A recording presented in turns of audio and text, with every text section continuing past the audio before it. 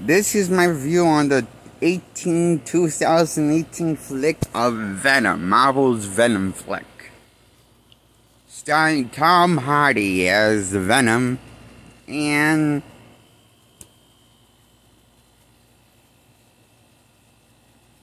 I give this movie a 7 out of 10 for being average at best.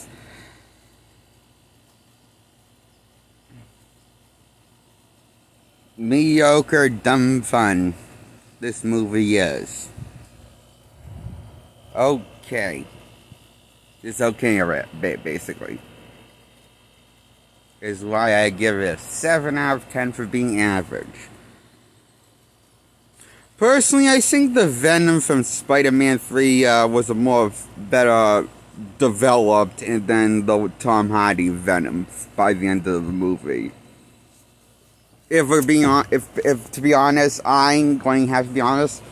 I just think the Venom from Venom 3 was gotten better developed and a better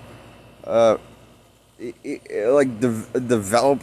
Felt like a more realized Venom than whatever they're trying to do with Tom Hardy's Venom.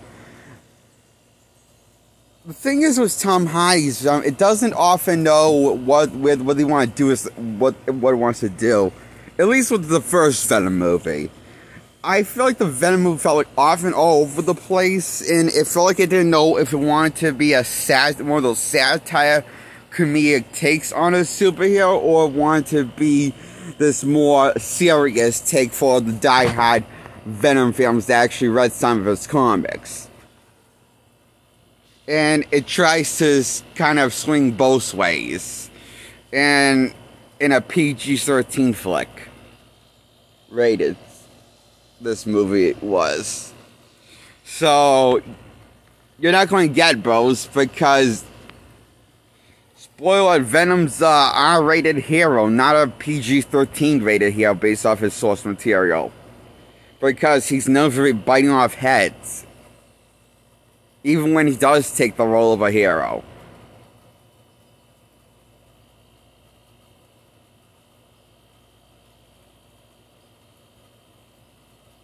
He's basically more like a hero's version of the Punisher of a hero in the comics than a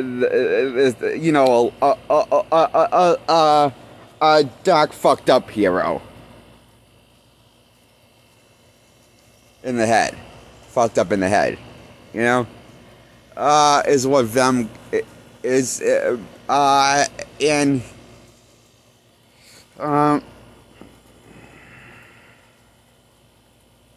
he is also in Tom Hardy's Venom voice as Venom. Yeah, I found that it's actually in the first Venom, the voice for Venom is Tom Hardy that does the voice for Venom movie. In the sequel, he does the sequel of the Venom voice in the sequel too, right here. So it sounds like he's going to reprise his role in the thing is, Tom Hardy's Venom voice, I think, in the first Venom movie is great and all. It sounds different, a little strange in the sequels, I thought, based off the trailers. It doesn't sound as venomous. It sounds more like Venom has a... Okay, I don't want to say Venom. It doesn't sound like Venom the alien. It sounds more like Venom with a Brooklyn accent. Like, sounds like he's from Boston or something. The thing is, the Venom in the Venom sequels, the voice sounds less like an alien, more like a human trying to impersonate Venom. Based off what I just seen of the trailers of the sequel to Venom's movies. But the first Venom movie had a really good Venom voice, I thought, was Venom.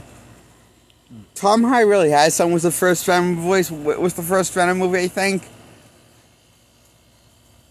However, I felt like, it feels like a waste of his talent, this movie. The fact he felt like he's got a good Venom voice that sounds like what we wanted to hear from Venom, from Spider-Man 3 would sound like.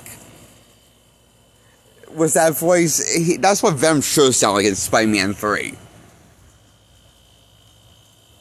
and it was how he sound, it was the Venom voice that he sounds here, I think. But that kind of, I will admit, that kind of movie, that the movie did kind of distract me to hearing that Venom voice, how good Venom voice for a bit, kind of made me, ignore all the dumb, stupid storytelling it does, and lots of cringe humor is trying to go for, and forced humor is trying to go for, that goes for, and sometimes succeeds, sometimes doesn't succeed. Because very inconsistent with his tone, very similar to how Zach's, how not Zach, Joss Whedon's Justice League from 2017. How Joss Whedon's Justice League, the Justice League movie from 2017, that if you don't know, that's if you like Google, this one was made by Joss Whedon, not Zack Snyder, even though, which was weird that Joss Whedon gave Zack Snyder credit in the openings. I thought that was always weird, that Joss Whedon never took any credit for in the it's kind of weird how, for fan project of Justice League, that Whedon doesn't take any credit for his work and gives it to Zach. And how a lot of people complain about 2017's Justice League, about the tone being all over the place. A lot of people say that, all people like Chris on used to saying the tone is a little all over the place. I mean, I don't disagree with that, but I still like that movie.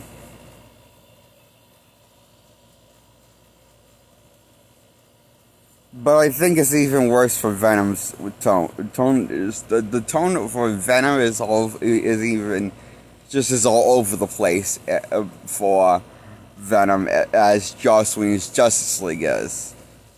That's my problem with, I think my problem with Venom.